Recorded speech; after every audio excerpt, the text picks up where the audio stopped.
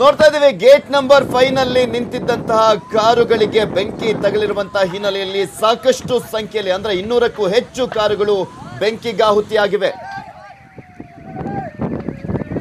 ಇನ್ನು ಈ ಕುರಿತಂತೆ ಹೆಚ್ಚಿನ ಡೀಟೇಲ್ಸ್ ಅನ್ನ ನೀಡ್ತಾರೆ ನಮ್ಮ ಪ್ರತಿನಿಧಿ ಮಂಜು ಆರ್ಯ ದೂರವಾಣಿ ಸಂಪರ್ಕದಲ್ಲಿದ್ದಾರೆ. ಎಸ್ ಮಂಜು, ಇಲ್ಲಿ ಪ್ರಮುಖವಾಗಿ ಗೇಟ್ ನಂಬರ್ 5 ನಲ್ಲಿ ಎಷ್ಟು ಕಾರ್ಗಳು ನಿಂತಿದ್ವಂತೆ, ಎಷ್ಟು ಬೆಂಕಿಗಾಹುತಿಯಾಗಿದೆ, ಏನ್ ಮಾಹಿತಿ ಲಭ್ಯವಾಗ್ತಾ ಇದೆ ಈ ಕ್ಷಣಕ್ಕೆ?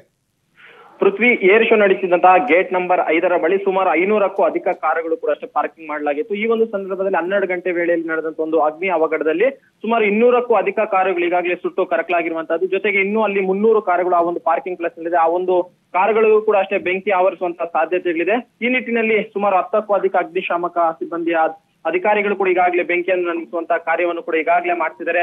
ಜೊತೆಗೆ ಅಲ್ಲಿನ ಜನರು ಕೂಡ ಅಷ್ಟೇ ಒಂದೊಂದಾಗಿ ಕಾರುಗಳು ಬ್ಲಾಸ್ಟ್ ಆಗ್ತಾ ಹೋಗ್ತಿದೆ. ಸುಮಾರು 200 ಕಾರುಗಳು ಕೂಡ ಅಷ್ಟೇ ಒಂದೊಂದಾಗಿ ಬ್ಲಾಸ್ಟ್ ಆಗ್ತಿರುವಂತಹ ಹಿನ್ನೆಲೆಯಲ್ಲಿ ಅಲ್ಲಿದ್ದಂತಹ ಸ್ಥಳೀಯರು ಮತ್ತು ಏರ್ ಶೋ ನೋಡಲು ಹೋಗಿದ್ದಂತಹ ಜನರೆಲ್ಲರೂ ಕೂಡ ಅಷ್ಟೇ ಭಯಭೀತರಾಗಿದ್ದಾರೆ. ಅವರು ಕೂಡ ಅಷ್ಟೇ ಅಲ್ಲಿಂದ ಓಡೋಕೆ ಸ್ಟಾರ್ಟ್ ಮಾಡ್ತಿದ್ರೆ. ಪೊಲೀಸರು ಅವ್ರ ಹತ್ರ ಮನವಿ ಮಾಡ್ಕೊತಿದ್ದಾರೆ, ಯಾರು ಕೂಡ ಅಷ್ಟೇ ಓಡೋಕ್ ಹೋಗ್ಬೇಡಿ, ಸಮಾಧಾನದ ಇರಿ, ಯಾವುದೇ ರೀತಿಯಂತ ಅಪಾಯಗಳು ಕೂಡ ಆಗಲ್ಲ ಅನ್ನುವಂತ ಒಂದು ಮಾತುಗಳನ್ನು ಕೂಡ ಪೊಲೀಸರು ಹೇಳ್ತಿದ್ದಾರೆ. ಆದ್ರೂ ಕೂಡ ಅಷ್ಟೇ ಕಾರುಗಳು ಸುಟ್ಟು ಕರಕಲಾಗುವ ಸಂಖ್ಯೆ ಮತ್ತಷ್ಟು ಜಾಸ್ತಿ ಆಗುವಂತ ಸಾಧ್ಯತೆಗಳು ಇರುವಂತದ್ದು. ಯಾಕಂದ್ರೆ ಇನ್ನೂ ಕೂಡ ಅಲ್ಲಿ 300 ಕಾರುಗಳು ಆ ಒಂದು ಪಾರ್ಕಿಂಗ್ ನ ಸುತ್ತಮುತ್ತ ಕೂಡ ಅಷ್ಟೇ ನಿಲ್ಸಿದ್ರು. ಆ ಒಂದು ನಿಲ್ಸಿದಂತಹ ಕಾರುಗಳು ಕೂಡ ಅಷ್ಟೇ ಬೆಂಕಿಯ ಕೆನ್ನಾಲಿಗೆ ಈಗಾಗಲೇ ಹೋಗಿ ತಗಲ್ತಾನೆ ಇದೆ. ಈ ನಿಟ್ಟಿನಲ್ಲಿ ಪೊಲೀಸರು ಕೂಡ ಅದರಿಂದ ಇದಾಗಿದೆ ಅಂತ ಹೇಳ್ತಾ ಇದ್ದಾರೆ. ಅದು ನಾವು ಪೊಲೀಸರು ಇದು ಮಾಡ್ತಾರೆ ಅಂತ ಹೇಳ್ಬಿಟ್ಟು ನಾವು ಆಚೆ ಬಂದ್ಬಿಟ್ಟು ಜಸ್ಟ್ ಒಂದು 5 ನಿಮಿಷ ಆಯ್ತು ಸರ್ ಆಚೆ ಬಂದು ನಾವು ಇಲ್ಲಿಗೆ. ಘಟನೆ ಎಷ್ಟೊತ್ತಿಗೆ ಆಯ್ತು ಅಂತ ಸರ್ 11:30 ಸರ್ ಸ್ಟಾರ್ಟು. 11:30 ಹಾಂ ಸರ್ 11:30 ಸ್ಟಾರ್ಟು. ಅಂದ್ರೆ ಇದು 12 ವರ್ಷದಿಂದ ಆಗ್ತಾ ಇದೆ ಸರ್. 12 ವರ್ಷದಿಂದ ಬರ್ತಾನೆ ಇದ್ದೀನಿ ಇಲ್ಲಿ ಏರ್ ಶೋಗೆ. ಅವತ್ತಿಂದ ನೋಡ್ತಾ ಇದ್ದೀನಿ ಇದೆ sir. First time 2 flight blast ಆಗಿದೆ. ಈ ತರ ಘಟನೆ ಇದಾಗಿದೆ ಸರ್ ಇಲ್ಲಿ.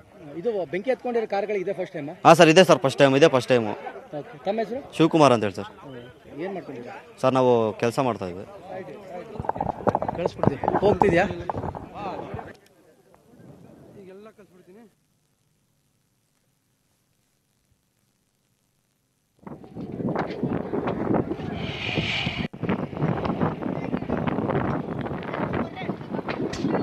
ಸೊ ಇನ್ನು ಈ ಕುರಿತಂತೆ ಮಾತಾಡ್ಲಿಕ್ಕೆ ನಮ್ಮ ಜೊತೆ ಒಬ್ರು ಪ್ರತ್ಯಕ್ಷದರ್ಶಿ ಲವಿತಾ ಅನ್ನೋರು ದೂರವಾಣಿ ಸಂಪರ್ಕದಲ್ಲಿದ್ದಾರೆ. ನಮಸ್ಕಾರ ಲವಿತಾ ಅವರೇ, ಎಲ್ಲಿದ್ರೆ ನೀವು ಈ ಒಂದು ಘಟನೆ ಆದಂತಹ ಸಂದರ್ಭದಲ್ಲಿ?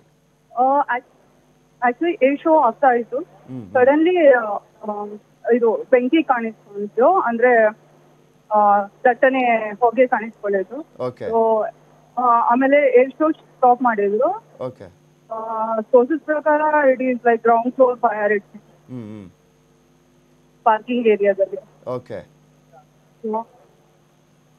ಎಲ್ಲಿದ್ರಿ ನೀವು ಅಂತ ಈ ಘಟನೆ ಆದಾಗ? ನಾವು ಒಳಗಡೆ ಇದ್ವಿ, ಏರ್ ಶೋ ನಡೀತಲ್ವಾ ಆ ಪ್ಲೇಸ್ ಅಲ್ಲಿ ಇದ್ವಿ. ಓಕೆ, ಈಗೆಲ್ಲ ಏರ್ ಶೋ ಎಲ್ಲ ಸ್ಟಾಪ್ ಆಗಿದೆಯಾ? ಏರ್ ಶೋ ಸ್ಟಾಪ್ ಆಗಿದೆ, but other exhibition things and all it's going on. Okay, ಅಲ್ಲಿ ಅಂದ್ರೆ ಇವತ್ತು ಸಾರ್ವಜನಿಕರಿಗೆಲ್ಲರಿಗೂ ಕೂಡ ಅವಕಾಶವನ್ನ ಮಾಡಲಾಗಿತ್ತು. ಸೊ ಹೀಗಾಗಿ ಲಕ್ಷ ಸಂಖ್ಯೆಯಲ್ಲಿ ಜನ ಕೂಡ ಬಂದಿದ್ರು ನೋಡೋದಕ್ಕೋಸ್ಕರ. ಅಲ್ಲಿ ತುಂಬಾ ಜನ ಇದ್ರಲ್ಲ, ಅವ್ರನ್ನೆಲ್ಲರನ್ನೂ ಕೂಡ ಕಳಿಸಲಾಯ್ತಾ ಅಂತ? ಇಲ್ಲ, ನಾವು ಒಳಗಡೆನೆ ಇದ್ದೀವಿ. Show exhibition is going on. Okay, exhibition ನಡೀತಾ ಇದೆ. ಯೆಸ್. ಓಕೆ, ನೀವು ಇನ್ನೂ ಕೂಡ ಒಳಗಡೆನೆ ಇದ್ದೀರಾ? ಹೌದೌದು. ಏನ್ ಹೇಳ್ತಾ ಇದ್ರು ಅಲ್ಲಿ? ಈ ಒಂದು ದಟ್ಟ ಹೊಗೆ ಕಾಣಿಸ್ಕೊಳ್ತಲ್ಲ ಈಗ? ಜಸ್ಟ್ ಅವರು ಗ್ರೌಂಡ್ ಫೈರ್ ಅಂತ ಹೇಳಿದ್ರು ಪಾರ್ಕಿಂಗ್ ಏರಿಯಾದಲ್ಲಿ, ಮತ್ತೇನು ಹೇಳಿಲ್ಲ. ಓಕೆ, ನೀವಿರುವಂತ ಸ್ಥಳದಿಂದ ಈ ಬೆಂಕಿ ಕಾಣಿಸ್ಕೊಂಡಿದ್ಯಲ್ಲ, ಅದ್ ಕಾಣಿಸ್ತಾ ಇದೆಯಾ? ಜಸ್ಟ್ ನಮ್ಗೆ ದಟ್ಟನೆ ಹೊಗೆ ಕಾಣಿಸ್ತಾ ಇದೆ ಅಷ್ಟೇ, ಅದ್ಬಿಟ್ಟು ಏನು ಇಲ್ಲ. ಎಷ್ಟು ದೂರ ಇದೆ ಈ ಘಟನೆಗೂ ಮತ್ತೆ ನೀವಿರುವಂತ ಸ್ಥಳಕ್ಕೂ ಈ ಘಟನೆ ಆಗಿದೆಯಲ್ಲ ಅಲ್ಲಿಂದ? I guess it's more than 500 meters. Okay, ಅರ್ಧ ಕಿಲೋಮೀಟರ್ಗೂ ದೂರ ಇದೆ ಅದು. ಹೌದು. ಓಕೆ, ಅಲ್ಲಿ ಇರುವಂತವ್ರು ಅಂದ್ರೆ ಅಲ್ಲಿ ಸಾಕಷ್ಟು ಜನ ಅಂದ್ರೆ ಸೋಲ್ಜರ್ಸ್ ಆಗ್ಲಿ ಮತ್ತೊಂದ್ ಕಡೆ ಪೊಲೀಸರ್ನೆಲ್ಲ ನಿಯೋಜನೆ ಮಾಡಿರ್ತಾರೆ. ಅವ್ರು ಏನ್ ಹೇಳ್ತಾ ಇದ್ದಾರೆ, ಹೇಗಾಯ್ತು ಘಟನೆ ಅನ್ನೋದ್ರ ಬಗ್ಗೆ? ನೋ ಸರ್, ಅವ್ರು ಏನು ಹೇಳ್ತಾ ಇಲ್ಲ, ಯಾಕಂದ್ರೆ ಜನಗಳು ಪ್ಯಾನಿಕ್ ಆಗ್ತಾರಲ್ಲ. So they are telling nothing to worry. Okay, just ನಿಮಗೆ ಆ ಹೊಗೆ ಕಾಣಿಸ್ತಾ ಇರೋ ಹಿನ್ನೆಲೆಯಲ್ಲಿ ಏನೋ ಆಗಿರ್ಬೋದು ಅನ್ನೋ ಆತಂಕ. ಹೌದೌದು. Okay okay, thank you Lavanya ಅವರೇ ಮಾತನಾಡಿದ್ದಕ್ಕೆ. ಎಸ್, ಇಲ್ಲಿ ನೋಡ್ತಾ ಇದ್ವಿ ಅಂದ್ರೆ ಇವರು ಏರ್ ಶೋ ಒಳಗಡೆ ಇರುವಂತವ್ರು ಏನೋ ಆಗಿದೆ ಅನ್ನೋದ್ರ ಬಗ್ಗೆ ಮಾಹಿತಿ ಬರ್ತಾ ಇದೆ. ಬಟ್ ಆ ಹೊಗೆಯನ್ನ ನೋಡ್ತಾ ಇದ್ರೆ ಸ್ವಲ್ಪ ಪ್ಯಾನಿಕ್ ಆದಂಗೆ ಆಗ್ತಾ ಇದ್ದಾರೆ ಅಲ್ಲಿರುವಂತಹ ಜನರು ಕೂಡ. ಸೊ ಹೀಗಾಗಿ ಅಲ್ಲಿರುವಂತಹ ಪೊಲೀಸರು ಸ್ವಲ್ಪ ಮಟ್ಟಿಗೆ ಅಲ್ಲಿ ಬೆಂಕಿ ಕಾಣಿಸ್ಕೊಂಡಿದೆ ಅಷ್ಟೇ ಅಂತ ಹೇಳ್ತಾ ಇದ್ದಾರೆ ಅನ್ನೋದ್ರ ಬಗ್ಗೆ ಅವರು ಹೇಳ್ತಾ ಇರುವಂಥದ್ದು. ಈಗ ಆಲ್ರೆಡಿ ಏರ್ ಶೋ ಅಂದ್ರೆ ಅಲ್ಲಿ ಪ್ರದರ್ಶನ ಇದ್ದಿದ್ದೆಲ್ಲವೂ ಕೂಡ ಸ್ಟಾಪ್ ಆಗಿದೆ. ಮತ್ತು ಒಂದ್ ಕಡೆ ಬೇರೆ ಬೇರೆ ಅಂದ್ರೆ ಅಲ್ಲಿ ಒಳಗಡೆ ನಡೀತಾ ಇದ್ದಂತಹ ಒಂದು ಪ್ರದರ್ಶನಗಳಿಗೆ ಮಾತ್ರ ಅವಕಾಶವನ್ನ ನೀಡಲಾಗಿರುವಂತದ್ದು. ಬಂದಿದ್ದಂತಹ ಜನರೆಲ್ಲರೂ ಕೂಡ ಅಲ್ಲಿದ್ದಂತಹ ವಸ್ತು ಪ್ರದರ್ಶನವನ್ನ ನೋಡ್ತಾ ಇದ್ದಾರೆ. ಬಟ್ ಏರ್ ಶೋ ಈಗ ಸ್ಟಾಪ್ ಆಗಿದೆ ಅನ್ನೋದ್ರ ಬಗ್ಗೆ ಅವರು ಹೇಳ್ತಾ ಇರುವಂತದ್ದು. ಈ ಒಂದು ಘಟನೆ ನಡೆದಂತಹ ಜಾಗದಿಂದ ಆ ಏರ್ ಶೋ ಏನ್ ನಡೀತಾ ಇದೆ ಆ ಒಂದು ಸ್ಥಳಕ್ಕೆ ಸುಮಾರು 1 ಕಿಲೋಮೀಟರ್ ದೂರ ಇದೆ ಅನ್ನೋದ್ರ ಬಗ್ಗೆ ಪ್ರತ್ಯಕ್ಷದರ್ಶಿ ಹೇಳ್ತಾ ಇದ್ದಾರೆ. ಅವ್ರಿಗೆ ಯಾರಿಗೂ ಕೂಡ ಇದ್ರ ಬಗ್ಗೆ ಮಾಹಿತಿ ಗೊತ್ತಾಗ್ತಾ ಇಲ್ಲ ಏನಾಗಿದೆ ಅನ್ನೋದ್ರ ಬಗ್ಗೆ. ಒಳಗಡೆ ಇರುವಂತ ಹಿನ್ನೆಲೆಯಲ್ಲಿ ಅಲ್ಲಿ ದಟ್ಟ ಹೊಗೆ ಕಾಣಿಸ್ತಾ ಇದೆ ಅಷ್ಟೇ. ಇದ್ರ ಬಗ್ಗೆ ಮತ್ತಷ್ಟು ಮಾಹಿತಿಯನ್ನ ನೀಡ್ತಾರೆ ನಮ್ಮ ಪ್ರತಿನಿಧಿ ಥಾಮಸ್ ದೂರವಾಣಿ ಸಂಪರ್ಕದಲ್ಲಿದ್ದಾರೆ. ಎಸ್ ಥಾಮಸ್, ಏನಾಗ್ತಾ ಇದೆ, ಈ ಕ್ಷಣದ ಅಪ್ಡೇಟ್ಸ್ ಏನ್ ಲಭ್ಯವಾಗ್ತಾ ಇದೆ? ಪೃಥ್ವಿ, ನಿಜಕ್ಕೂ ಒಂದು ಆತಂಕದ ವಾತಾವರಣ ಅಂತ ಕೂಡ ತಪ್ಪಾಗ್ಲಿಕ್ಕಿಲ್ಲ. ಏರೋ ಇಂಡಿಯಾ ವ್ಯಾಪ್ತಿಯ ಪ್ರದೇಶದಲ್ಲಿ ಏನು ಸರಿಸುಮಾರು 12-15 ಹೊತ್ತಿಗೆ ಕಾಣಿಸ್ಕೊಂಡಂತ ಒಂದು ಘಟನೆ ಏನಿದೆ, ಒಂದು ಪ್ರಕರಣ ಎಲ್ಲ ಒಂದ್ ಕಡೆ ಪ್ಯಾನಿಕ್ ಆದಂತ ಸಿಚುವೇಶನ್ ಕ್ರಿಯೇಟ್ ಮಾಡಿದೆ ಅಂತ ಕೂಡ ಹೇಳೋದು ಕೂಡ ಆಶ್ಚರ್ಯ ಪಡ್ಬೇಕಾಗಿಲ್ಲ. ಯಾಕಂದ್ರೆ ಏನು ಒಂದು ಹುಲ್ಲು ಇದ್ದಂತ ಜಾಗದಲ್ಲಿ ಯಾರೋ ಒಬ್ಬ ಕಿಡಿಗೇಡಿಗಳು ಬಹುಶಃ ಏನೋ ಸಿಗರೇಟ್ ಅಥವಾ ಇನ್ನೊಂದಿನ ಹಚ್ಚಲ್ಲಿ ಏನು ಇದನ್ನ ಬೆಂಕಿ ಕಡಿ ಗೀರುವಂತ ಟೈಮಲ್ಲಿ ಅಲ್ಲಿ ಕಾಣಿಸ್ಕೊಂಡಂತ ಬೆಂಕಿ ಪಕ್ಕದಲ್ಲಿದ್ದಂತ ಒಂದು ಕಾರಿಗೆ ವ್ಯಾಪಿಸಿದೆ. ಆ ಕಾರ್ನ ಪಕ್ಕದ, ಯಾಕಂದ್ರೆ ಇವತ್ತು ಶನಿವಾರ ಆಗಿರೋದ್ರಿಂದ, ವೀಕೆಂಡ್ ಆಗಿರೋದ್ರಿಂದ ತುಂಬಾ ಜನ ಏರೋ ಇಂಡಿಯಾ ನೋಡಕ್ ಬಂದಿದ್ರು. ಪಾರ್ಕಿಂಗ್ ಲಾಟ್ 5 ಏನಿದೆ, ಪಾರ್ಕಿಂಗ್ ಗೇಟ್ 5 ಏನಿದೆ, ಆ ಒಂದು ಗೇಟ್ ನ ವ್ಯಾಪ್ತಿಯಲ್ಲಿ ಸಾವಿರಾರು ವೆಹಿಕಲ್ ಗಳನ್ನ ಈಗಾಗಲೇ ಪಾರ್ಕ್ ಮಾಡಲಾಗಿದೆ. ಆ ಒಂದು ಘಟನೆ ಯಾವ ಒಂದು ಕಾರಿಗೆ ಯಾವಾಗ ಹತ್ಕೊಂಡ್ತು, ಆ ಕಾರಿಂದ ಹೊತ್ಕೊಂಡಂತ ಬೆಂಕಿ ಪಕ್ಕದಲ್ಲಿರುವಂತ ಕಾರ್ ಹೀಗೆ ಒಂದಕ್ಕಿಂತ ಒಂದೊಂದಾಗಿ ಸರಣಿಯಾಗಿ ಆ ಪ್ರತಿಯೊಂದು ಕಾರುಗಳಿಗೆ ಒಂದೊಂದೇ ಸಿಲಿಂಡರ್ ಸ್ಫೋಟ, ಈ ಸಿಲಿಂಡರ್ ಯಾವ ರೀತಿ ಸ್ಫೋಟಗೊಳ್ಳುತ್ತೋ ಆ ಟೈಮಲ್ಲಿ ಯಾವ ರೀತಿ ಇದು ಸೌಂಡ್ ಬರುತ್ತೋ ಆ ರೀತಿ ಸೌಂಡ್ ಬರ್ತಾ ಸರಿಸುಮಾರು ಈಗ ಬಂದಿರುವಂತ ಮಾಹಿತಿ ಪ್ರಕಾರ 250ಕ್ಕೂ ಹೆಚ್ಚು ಕಾರುಗಳು ಬೆಂಕಿಗೆ ಆಹುತಿಯಾಗಿದೆ ಅನ್ನೋ ಮಾಹಿತಿ ಲಭ್ಯವಾಗ್ತಾ ಇದೆ. ಇದಕ್ಕಿಂತ ಇನ್ನೂ ಬಹಳ ಬೇಜಾರು ವಿಷಯ ಏನಂತ ಹೇಳಿದ್ರೆ ಪೃಥ್ವಿ, ಆ ಒಂದು ವ್ಯಾಪ್ತಿಯಲ್ಲಿ ನಿಲ್ಸಿದಂತ ಬೇರೆ ಬೇರೆ ನಿಲ್ಸಿದ್ದಾರೆ. ಆ ಕಾರ್ಗಳನ್ನ ತೆಗೆದುಕೊಳ್ಳೋದಕ್ಕೆ ಜನ ಒಳಗಡೆ ಹೋಗೋದಕ್ಕೂ ಕೂಡ ಅವಕಾಶ ಕೊಡ್ತಾ ಇಲ್ಲ. ಯಾಕಂದ್ರೆ ಆ ಒಂದು ಭಾಗದಲ್ಲಿ ಇನ್ನೂ ಕೂಡ ಬೆಂಕಿ ನಂದಿಸುವಂತ ಕೆಲಸ ಇನ್ನು ನಡೀತಾ ಇದೆ ಹೊರತು ಸಂಪೂರ್ಣವಾಗಿ ಬೆಂಕಿ ಇನ್ನೂ ಕೂಡ ನಂದಿಲ್ಲ. ಹಾಗಾಗಿ ಯಾವ ಟೈಮಲ್ಲಿ ಬೇಕಾದ್ರೂ ಕೂಡ ಬೇರೆ ರೀತಿಯಾದಂತ ಸಿಚುವೇಶನ್ ನಿರ್ಮಾಣ ಆಗುವಂತ ಒಂದು ಆತಂಕ ಇರೋದ್ರಿಂದಾಗಿ ಆ ಒಂದು ಭಾಗದಲ್ಲಿ ಏನು ಸಂಪೂರ್ಣ ಆ ಒಂದು ಪ್ರದೇಶವನ್ನು ತಮ್ಮ ಸುಪರ್ದಿಗೆ ತೆಗೆದುಕೊಂಡಿದ್ದಾರೆ ರಕ್ಷಣಾ ಇಲಾಖೆಯವರು ಮತ್ತು ಅಗ್ನಿಶಾಮಕ ದಳದವರು. ಯಾರು ಕೂಡ ಆ ಒಂದು ಪ್ರದೇಶಕ್ಕೆ ಸಾರ್ವಜನಿಕರ ಪ್ರವೇಶವನ್ನು ಸಂಪೂರ್ಣವಾಗಿ ನಿರ್ಬಂಧಿಸಲಾಗಿದೆ. ಒಂದ್ ಕಡೆ ವೆಹಿಕಲ್ಗಳು ಸುಟ್ಟೋಗಿರುವಂತ ಒಂದು ಪರಿಸ್ಥಿತಿ ಆಯ್ತು ಅಂತ ಹೇಳಿದ್ರೆ ಆ ಒಂದು ಬೆಂಕಿಯ ಇದಕ್ಕೆ ಮತ್ತಷ್ಟು ವೆಹಿಕಲ್ಗಳು ಆಹುತಿಯಾಗುವಂತ ಸಾಧ್ಯತೆಗಳು ಕೂಡ ಇದೆ. ಸದ್ಯದ ಮಾಹಿತಿ ಪ್ರಕಾರ 250 ಕಾರುಗಳು ಜಖಮಾಗಿದೆ, ಕಾರುಗಳು ಸಂಪೂರ್ಣವಾಗಿ ಬೆಂಕಿಗೆ ಆಹುತಿಯಾಗಿದೆ ಅಂತ ಮಾಹಿತಿ ಲಭ್ಯ ಆಗ್ತದೆ. ಇದ್ರ ಜೊತೆಗೆ ಆ ಒಂದು ಭಾಗದಲ್ಲಿ ಟ್ರಾಫಿಕ್ ಜಾಮ್ ಕೂಡ ಉಂಟಾಗಿದೆ. ಯಾಕಂದ್ರೆ ಅಲ್ಲಿಗೆ ಹೋಗೋದಕ್ಕೆ ಜನ ಮುಗಿಬೀಳ್ತಿರೋದ್ರಿಂದಾಗಿ ಆ ಸೈನಿಕರು ಅಲ್ಲಿರುವಂತವ್ರು ಅವ್ರನ್ನ ತಡೆಯುವಂತ ಪ್ರಯತ್ನ ಕೂಡ ಮಾಡ್ತಾ ಇದಾರೆ. ಒಂದ್ ಕಡೆ ಆ ರೀತಿಯಾದಂತ ಸಿಚುವೇಶನ್, ಇನ್ನೊಂದ್ ಕಡೆ ಟ್ರಾಫಿಕ್ ಜಾಮ್. ಹೀಗಾಗಿ ಏರೋ ಇಂಡಿಯಾದ ಏನೋ ಅದಕ್ಕೆ ಗ್ರಾಚಾರನೇ ಸರಿ ಇಲ್ಲ ಅನ್ಸುತ್ತೆ. ಆರಂಭದ ಮುನ್ನಾ ದಿನ ಒಂದು ಘಟನೆ ನಡೀತು, ಆನಂತರ 4ನೇ ದಿನ ಈ ಒಂದು ಘಟನೆ ನಡೆದಿರೋದು ನೋಡಿದಂತ ಟೈಮಲ್ಲಿ ಎಲ್ಲ ಒಂದ್ ಕಡೆ ಎಲ್ಲದೂ ಕೂಡ ವ್ಯತಿರಿಕ್ತವಾಗಿ ನಡೀತಿದೆ ಅನ್ನುವಂತ ಅನುಮಾನ ಸೃಷ್ಟಿ ಆಗ್ತದೆ. ಸದ್ಯದ ಮಾಹಿತಿ ಪ್ರಕಾರ ಬೆಂಕಿ ನಂದಿಸುವಂತ ಕೆಲಸ ಸಂಪೂರ್ಣವಾಗಿ ಮುಗ್ದಿಲ್ಲ ಪೃಥ್ವಿ. ಒಂದಷ್ಟು ಪ್ರಮಾಣದಲ್ಲಿ ಇನ್ನೂ ಬೆಂಕಿ ನಂದಿಸುವಂತ ಕೆಲಸ ಆಗ್ಬೇಕಾಗಿದೆ. ಹಾಗಾಗಿ ಸದ್ಯದ ಮಾಹಿತಿ ಪ್ರಕಾರ 250 ವೆಹಿಕಲ್ಗಳು ಅಂತ ಬರ್ತಾ ಇದೆ. ಬಹುಶಃ ಇನ್ನೂ ಹೆಚ್ಚಿನ ಥಾಮಸ್, ಇಲ್ಲಿ ಮೇನ್ಲಿ ನಿನ್ನೆ ಮೊನ್ನೆಗಿಂತ ಇವತ್ತು ಸಾರ್ವಜನಿಕರಿಗೆ ಪ್ರವೇಶ ಅವಕಾಶವನ್ನ ಕಲ್ಪಿಸಿರುವಂತ ಹಿನ್ನೆಲೆಯಲ್ಲಿ ಸಾಕಷ್ಟು ಸಂಖ್ಯೆಯಲ್ಲಿ ಕಾರುಗಳು ಬಂದಿದೆ. ಇನ್ನು ಗೇಟ್ ನಂಬರ್ 5 ನಲ್ಲಿ ಎಷ್ಟು ಕಾರುಗಳು ಇದ್ವು ಅನ್ನೋದ್ರ ಬಗ್ಗೆ ಈಗ ಏನಾದ್ರು ಮಾಹಿತಿ ಲಭ್ಯವಾಗ್ತಾ ಇದೆಯಾ ನಿಮ್ಗೆ? ಸಂಬಂಧಪಟ್ಟಂತವ್ರು ಹೇಳುವಂತ ಪ್ರಕಾರ 1000ಕ್ಕೂ ಹೆಚ್ಚು ವೆಹಿಕಲ್ಗಳು. ಯಾಕಂದ್ರೆ ಒಂದು 5 ಕಡೆ ಪಾರ್ಕಿಂಗ್ ಲಾಟ್ಗಳಿದೆ, ಪಾರ್ಕಿಂಗ್ ಗೇಟ್ಗಳಿದೆ. ಯಾಕಂದ್ರೆ 1, 2, 3, 4, 5 ಹೀಗೆ ಪಾರ್ಕಿಂಗ್ ಗೇಟ್ಗಳಿದೆ. ಪ್ರತಿಯೊಂದು ಗೇಟ್ಗಳಿಗೂ ಕೂಡ ಹತ್ರ 500ರಿಂದ 1000 ವೆಹಿಕಲ್ಗಳು ಪಾರ್ಕ್ ಮಾಡುವಂತ ಒಂದು ಅವಕಾಶವನ್ನು ಕಲ್ಪಿಸಲಾಗಿದೆ. ಈ ಕಳೆದ 3 ದಿನ ನಿನ್ನೆವರೆಗೆ ಒಂದಷ್ಟು ಫ್ಲೋ ಕಮ್ಮಿ ಇತ್ತು ಅಂತ ಹೇಳಿದ್ರೆ, ಇನ್ಫ್ಲೋ ಕಮ್ಮಿ ಇತ್ತು. ಯಾಕಂತ ಹೇಳಿದ್ರೆ ಜನ ಇದು ಕೆಲಸದ ಒತ್ತಡದಿಂದಾಗಿ ಈ ಒಂದು ಏರೋ ಇಂಡಿಯಾಕ್ಕೆ ಬರೋದಕ್ಕೆ ಸಾಧ್ಯ ಆಗಿರಲಿಲ್ಲ. ಇವತ್ತು ಶನಿವಾರ ಆಗಿರೋದ್ರಿಂದ, ಇವತ್ತು ಶನಿವಾರ ಮತ್ತೆ ನಾಳೆ ಭಾನುವಾರ 2 ಅಂತಿಮ ದಿನಗಳಾಗಿರೋದ್ರಿಂದ ಹೆಚ್ಚೆಚ್ಚು ಜನರು ಏರೋ ಇಂಡಿಯಾವನ್ನ ನೋಡೋದಕ್ಕೆ ಬರ್ತಾರೆ. ಈ ಒಂದು ವೀಕೆಂಡ್ ಅನ್ನ ಜನರು ಏರೋ ಇಂಡಿಯಾ ನೋಡೋದಕ್ಕೆ ಅದನ್ನ ಮೀಸಲಿಡುವಂತ ಸಾಧ್ಯತೆಗಳು ಕೂಡ ಇದೆ. ಗೇಟ್ ನಂಬರ್ ಹಾಗಾಗಿ ವೀಕೆಂಡ್ ಆಗಿರೋದ್ರಿಂದ ಕಳೆದ 3 ದಿನಗಳಿಗಿಂತ ಕಂಪೇರ್ ಮಾಡಿದಾಗ ಇನ್ನು ಹೆಚ್ಚಿನ ರೀತಿಯಲ್ಲಿ ವೆಹಿಕಲ್ಗಳು ಬಂದಿರುವಂತ ಸಾಧ್ಯತೆಗಳಿದೆ. ಅಲ್ಲಿರುವಂತ ಹೇಳುವಂತ ಪ್ರಕಾರ, ಪ್ರತ್ಯಕ್ಷದರ್ಶಿಗಳು ಹೇಳುವಂತ ಪ್ರಕಾರ 1ರಿಂದ 1,500 ಕಾರುಗಳನ್ನ ಅಲ್ಲಿ ಪಾರ್ಕ್ ಮಾಡಲಾಗಿತ್ತು ಅಂತ ಹೇಳಲಾಗ್ತಾ ಇದೆ. 250 ವೆಹಿಕಲ್ ಅಗ್ನಿ ಆಹುತವಾಗಿದೆ ಅಂತ ಮಾಹಿತಿ ಲಭ್ಯವಾಗ್ತಾ ಇದೆ.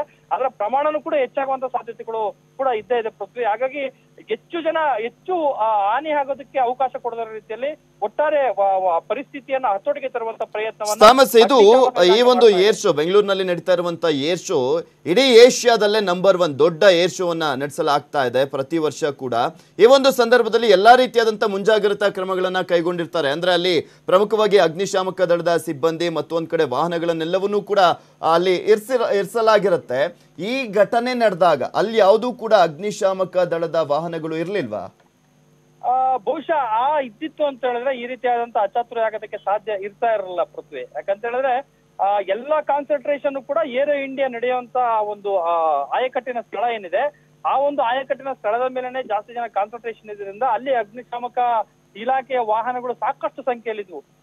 ಈ ಒಂದು ಘಟನೆ ನಡೆದಿದೆ ಗೇಟ್ 5 ಇಂದ ಆ ಏರೋ ಇಂಡಿಯಾದ ವೈಮಾನಿಕ ಪ್ರದರ್ಶನ ನಡೆಯುವಂತಹ ಸ್ಥಳಕ್ಕೆ ಕಮ್ಮಿ ಅಂದ್ರೆ 2 ರಿಂದ 2.5 ಕಿಲೋಮೀಟರ್ ಅಂತರ ಇದೆ, ಅಷ್ಟು ದೂರ ಇದೆ.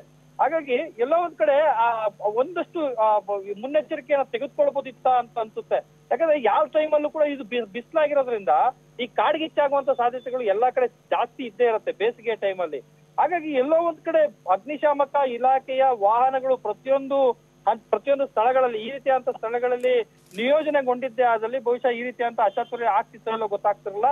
ಆದ್ರೆ ಈ ಒಂದು ಮಾಹಿತಿ ಬಹುಶಃ ಅಗ್ನಿಶಾಮಕ ಇಲಾಖೆವರೆಗೂ ಇರ್ಲಿಲ್ಲ. ಯಾಕಂದ್ರೆ ಕಳೆದ ವೈಮಾನಿಕ ಪ್ರದರ್ಶನಗಳನ್ನ ಏರೋ ಇಂಡಿಯಾ ಎಡಿಷನ್ ಏನ್ ಮಾಡಿದ್ರು ಆ ಟೈಮಲ್ಲಿ ಈ ರೀತಿಯಂತ ದುರ್ಘಟನೆಗಳು ಆಗಿರಲಿಲ್ಲ. ಆದ್ರೆ ಮೊನ್ನೆ ನಡೆದಂತ ಒಂದು ಘಟನೆಯ ಹಿನ್ನೆಲೆಯಲ್ಲಿ ಮುನ್ನೆಚ್ಚರಿಕೆ ಕ್ರಮವನ್ನ ಎಲ್ಲಾ ಆಯಾಮಗಳಲ್ಲಿ ತೆಗೆದುಕೊಳ್ಳುವಂತ ಸಾಧ್ಯತೆಗಳಿದ್ದು ಆ ನಿಟ್ಟಿನಲ್ಲಿ ಪ್ರಯತ್ನಗಳಾಗದೇ ಇರೋದ್ರಿಂದಾಗಿ ಇದು ಅಚಾತುರ್ಯ ಅಂತ ಹೇಳಿದ್ರು ಕೂಡ ಅನಿರೀಕ್ಷಿತ ಅಂತ ಹೇಳಿದ್ರು ಕೂಡ ಮೊನ್ನೆಯ ಘಟನೆಯಿಂದ ಎಚ್ಚೆತ್ಕೊಂಡು ಒಂದು ಮುನ್ನೆಚ್ಚರಿಕಾ ಕ್ರಮವಾಗಿ ಎಲ್ಲಾ ಕಡೆನೂ ಕೂಡ ಈ ರೀತಿಯಾದಂತಹ ನಿಯೋಜನೆಯನ್ನ ಮಾಡಬಹುದಿತ್ತು. ಆ ಒಂದು ನಿಯೋಜನೆಯನ್ನ ಮಾಡದೇ ಇರುವಂತಹ ಆಯೋಜಕರ ನಿರ್ಲಕ್ಷ್ಯಕ್ಕೆ ಬಹುಶಃ ಈ ರೀತಿಯಂತ ಘಟನೆ ಆಗಿರುವಂತ ಸಾಧ್ಯತೆಗಳು ಹೆಚ್ಚಾಗಿದೆ. ಹಾಗಾಗಿ ಉಳಿದಿರುವಂತ ಒಂದು ದಿನದಲ್ಲಾದ್ರೂ ಅತಿ ಹೆಚ್ಚಿನ ಸಂಖ್ಯೆಯಲ್ಲಿ ಯಾವ ಟೈಮಲ್ಲಿ ಏನ್ ಬೇಕಾದ್ರೂ ಆಗುವಂತ ಸಾಧ್ಯತೆಗಳು ಕೂಡ ಇದ್ದೇ ಇರುತ್ತೆ. ಯಾಕಂದ್ರೆ ಏರೋ ಇಂಡಿಯಾ ಆಗಿರೋದ್ರಿಂದ ಕೇವಲ ಒಂದು ಆಂಗಲ್ ನಾವು ಆಲೋಚನೆ ಮಾಡಕ್ಕಾಗೋದಿಲ್ಲ ಪ್ರತಿಯೊಂದು ಆಂಗಲ್ ಗಳಲ್ಲೂ ಕೂಡ ಆಲೋಚನೆ ಮಾಡ್ಬೇಕಾಗತ್ತೆ.